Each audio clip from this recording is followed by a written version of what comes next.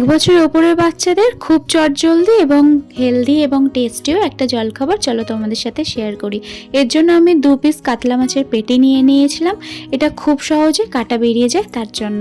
এর সাথে তোমরা তোমাদের ইচ্ছা মতো ভেজিস নিতে পারো। আমার ঘরে যেহেতু গাজর আর বিনস ছিল তার জন্য আমি গাজর আর বিনসটাই নিয়ে নিয়েছিলাম।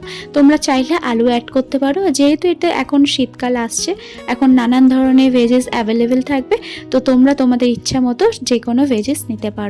তারপরে সব কিছু একসাথে সিদ্ধ করে নেওয়ার পরে পেটি থেকে কাঁটাগুলো আস্তে আস্তে করে বের করে নেব।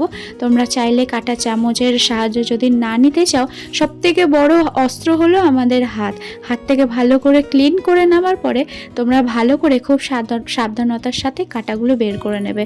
বড় খেলে অতটা টেনশন হয় না, যেহেতু বাচ্চা খাবে। দাটা সেখানে এরপরে সমস্ত সবজি এবং মাছটা ভালো করে বাছার পরে দিয়ে দেবো একে একে মশলা। এখানে মশলা দিয়েছি নুন, গুঁড়ো হলুদ, তারপরে দিয়েছি জিরে, ধনে। তোমরা চাইলে গোলমরিচ গুঁড়ো দিতে পারো, যেহেতু আমার মেয়ে গোলমরিচ গুঁড়ো খেতে চায় না তার জন্য আমি আর অ্যাড করিনি। এর সাথে দিয়েছি কিন্তু কিছুটা পাতিলেবুর রস। তারপর সমস্ত উপকরণটা একসাথে মাখানোর পরে, ও হ্যাঁ, যদি বড়রা খেতে চাও তাহলে এর সাথে ধনেপাতার কাঁচা লঙ্কা পেস্ট দিতে পারো, টেস্টটা একদম অন্যরকম হয়ে যাবে। তারপরে সমস্ত উপকরণটা একসাথে মাখানোর পরে তোমরা তোমাদের ইচ্ছা মতো শেপ দিয়ে তারপরে একটা আলাদা করে পাত্রে রেখে দিও। তারপরে কিছুটা ফাটিয়ে নিও ডিম। আর তোমরা যদি ব্রেড ক্রামস দিতে চাও তাহলে সেটা দিয়েও ভাজতে পারো, তাহলে আরও বেশি মচমচে হবে। যেহেতু আমার বাচ্চা খাবে তাই জন্য অত বেশি মচমচে করে ভাজিনি। চলো এবার ভাজার পালা।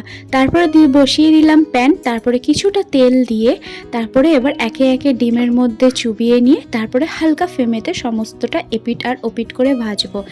বেশি হাই ফ্লেমে দেবো না, বেশি হাই ফ্লেমে দিলে জিনিসটা ভালো করে ভাজা হয় না। আর এইদিকে দেখো আমি একে একে ভাজছি, আর এইদিকে আমার মেয়ে নিচেতে এসে দাঁড়িয়ে আছে, তার সাথে তোর বাবাও তাল দিচ্ছে। জিনিসটা একদম নতুন বানিয়েছি। জিনিসটা তোমরা বানিয়ে দেখো কেমন হয়েছে, আর যদি ভালো লেগে থাকে অবশ্যই আমাকে কমেন্টের মাধ্যমে জানিও যে তোমাদের কেমন লেগেছে। আমার মেয়েটা খেতে খুব ভালোবাসে, মেয়ের সাথে ওর বাবাও খেয়েছে, দুজনেরই বেশ লেগেছে। আর যে বানায় তার তো অবশ্যই ভালো লাগবেই। তোমাদের কেমন লাগলো অবশ্যই জানিও।